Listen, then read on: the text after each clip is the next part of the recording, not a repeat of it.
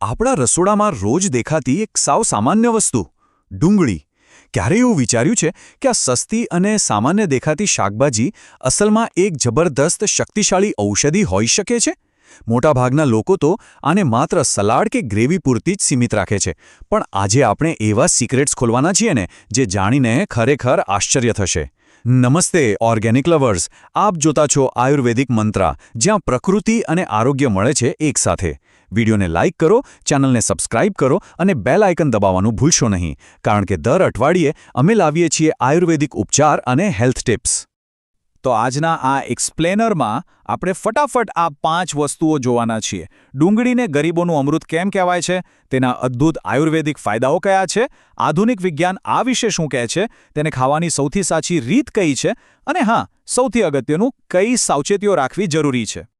તો ચાલો સૌથી પહેલી વાત કરીએ આપણા રસોડાના આ હીરો વિશે, જેને પ્રાચીન સમયથી જ એક ઔષધિનો દરજ્જો મળ્યો છે. આ કોઈ એવી દવા નથી જેના માટે તમારે હજારો રૂપિયા ખર્ચવા પડે. આ તો દરેકના ઘરમાં આસાનીથી મળી રહેતો ખજાનો છે. ખબર છે, આપણા આયુર્વેદમાં ડુંગળીને ગરીબોનું અમૃત કહેવામાં આવી છે, અને એનું એક બહુ મોટું કારણ છે. આયુર્વેદ પ્રમાણે કાચી ડુંગળી આપણા શરીરના વાત દોષને એકદમ સરસ રીતે બેલેન્સ કરે છે. હવે આ વાત દોષ એટલે શું? જ્યારે શરીરમાં વાયુ અસંતુલિત થાય ત્યારે સાંધા દુખવા લાગે, નબળાઈ આવે, સ્કિન ડ્રાય થઈ જાય અને સતત ચિંતા કે બેચેની રહ્યા કરે. કાચી ડુંગળી આખી આંતરિક સિસ્ટમને શાંત પાડીને આ બધા જ લક્ષણોમાં જબરદસ્ત રાહત આપે છે.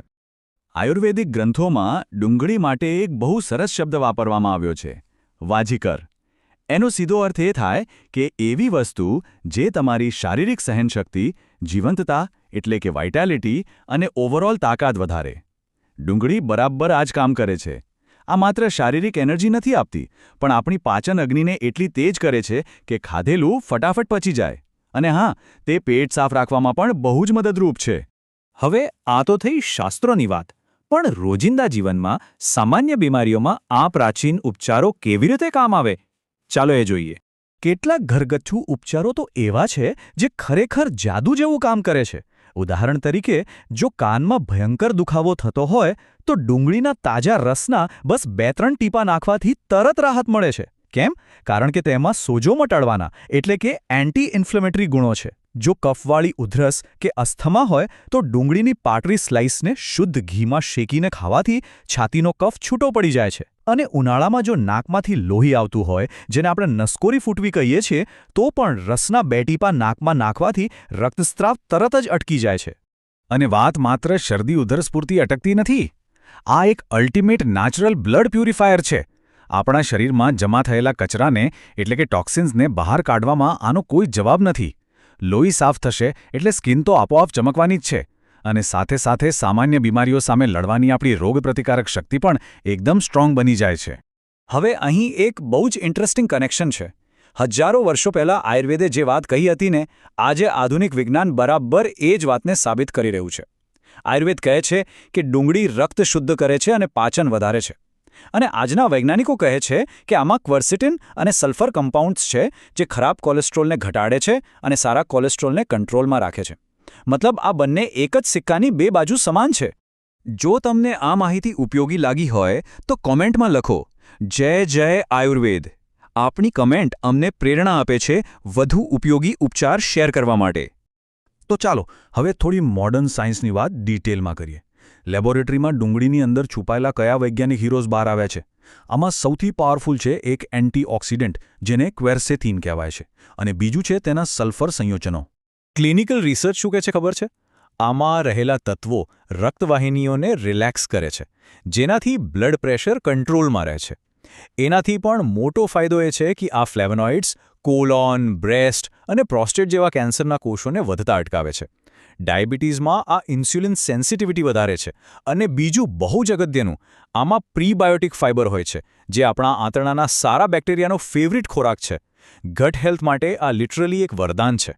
હજુ હમણાંની જ વાત કરીએ તો 2024માં એક લેટેસ્ટ સ્ટડી પબ્લિશ થયો છે. એમાં સાબિત થયું છે કે ડુંગળીમાં રહેલા ફ્લેવોનોઇડ્સ ઉંમર વધવાની સાથે હાડકાં નબળા પડવાની જે સમસ્યા હોય છે ને, જેને ઓસ્ટિયોપોરોસિસ કહેવાય છે, તેની સામે જોરદાર રક્ષણ આપે છે અને હાડકાની મજબૂતી નોંધપાત્ર રીતે વધારે છે. આવું જ એક બીજું બહુ મસ્ત રિસર્ચ 2022માં આવ્યું હતું. ડુંગળીમાં રહેલું ક્વેર્સેટિન એ એચ પાયલોરી નામના ખતરનાક બેક્ટેરિયાને ખતમ કરે છે. આ એ જ બેક્ટેરિયા છે જેનાથી પેટમાં અલ્સર થાય છે અને આગળ જતાં ગેસ્ટ્રિક કેન્સરનું જોખમ રહે છે. મતલબ કે ડુંગળી એક પાવરફુલ કુદરતી એન્ટીબાયોટિક પણ છે. હવે સૌથી મોટા સવાલ, ભાઈ આટલા બધા ફાયદા છે તો આને ખાવી કેવી રીતે? બસ એમ જ? ના, ડુંગળીના પૂરા ફાયદા જોઈતા હોય તો તેને કાચી જ ખાવી પડે. કારણ કે જેવી તમે તેને ગેસ પર રાંધો છો કે તેલ મસાલામાં સાંતળો છો એટલે તેના બધા જ ઔષધીય સંયોજનો બળીને નષ્ટ થઈ જાય છે. કાચી ડુંગળી ખાવાના ઘણા બધા સ્વાદિષ્ટ રસ્તાઓ છે. તેને ટામેટા કાકડી સાથે સલાડમાં મિક્સ કરો અથવા તો દહીંમાં નાખીને મસ્ત રાયતું બનાવો. ઢાબામાં પેલી સરકાવાળી ડુંગળી મળે છે ને, વિનેગર અને બીટના રસમાં પલાળેલી, એ ખાવામાં બહુ જ ટેસ્ટી લાગે છે અને તેની તીખાશ પણ ઓછી થઈ જાય છે. ઉનાળામાં તો જમવા સાથે કાચી ડુંગળી અચૂક ખાવી જોઈએ. હીટ સ્ટ્રોક કે લૂ લાગવાથી બચી જવાશે. હવે એક મોટો પ્રોબ્લેમ, ડુંગળી ખાધા પછી મોઢામાંથી આવતી ખરાબ વાસ, એનો પણ જુગાડ છે આપણી પાસે. બસ આ 3 સિમ્પલ સ્ટેપ્સ ફોલો કરો. ડુંગળી કાપ્યા પછી તેને પાણીથી બરાબર ધોઈ લો. પછી 10થી 15 મિનિટ સુધી ઠંડા પાણીમાં પલાળી રાખો. આમ કરવાથી સલ્ફરની પેલી તીખી ગંધ એકદમ ઓછી થઈ જશે. અને હા, ખાધા પછી થોડી વરિયાળી, એલચી કે ફુદીનાના પાન ચાવી લેવાના, એટલે સ્વાસ્થ્યના ફાયદા પણ મળે અને ગંધ પણ ગાયબ. પણ હા, 1 મિનિટ, બધું સારું સાંભળીને અંધાધૂંધ ખાવાનું ચાલુ નથી કરી દેવાનું. કોઈપણ શક્તિશાળી ઔષધિ હોય એના કેટલાક નિયમો અને સાવચેતીઓ પણ હોય જ છે. કારણ કે અતિરેક તો કોઈપણ વસ્તુનો ખરાબ જ હોય છે. અમુક કિસ્સાઓમાં ખાસ ધ્યાન રાખવાનું છે. જેને પહેલેથી જ સખત એસિડિટી કે ગેસની તકલીફ હોય તેમણે કાચી ડુંગળી ટાળવી જોઈએ, કારણ કે તેમાં ફ્રુક્ટન્સ નામનું તત્વ હોય છે જે પેટમાં બ્લોટિંગ વધારી શકે છે. બીજું, ડુંગળી લોહીને પાતળું કરવાનું કામ કરે છે, એટલે જો તમે બ્લડ થિનર દવાઓ લેતા હો કે નજીકના ભવિષ્યમાં કોઈ સર્જરી કરાવવાની હોય તો 2 અઠવાડિયા પહેલાં આને ખાવાનું બંધ કરી દેવું જોઈએ. અને છેલ્લી પણ બહુ જ અગત્યની વાત, ડુંગળી હંમેશા તાજી જ કાપીને ખાવી. કાપીને ખુલ્લી રાખેલી ડુંગળી ક્યારેય ના ખાવી જોઈએ. આખી વાતનો સાર શું છે? આપણે ઘણીવાર સ્વાસ્થ્ય સુધારવા માટે મોંઘી ફાર્માસ્યુટિકલ દવાઓ પાછળ ભાગીએ છીએ, પણ ખરેખર મોટા અને જબરદસ્ત પરિવર્તનો આપણા રસોડાના આવા સાદા, સસ્તા અને બુદ્ધિશાળી ખોરાકના ફેરફારોથી જ આવે છે. ડુંગળી એનું જીવતું જાગતું ઉદાહરણ છે.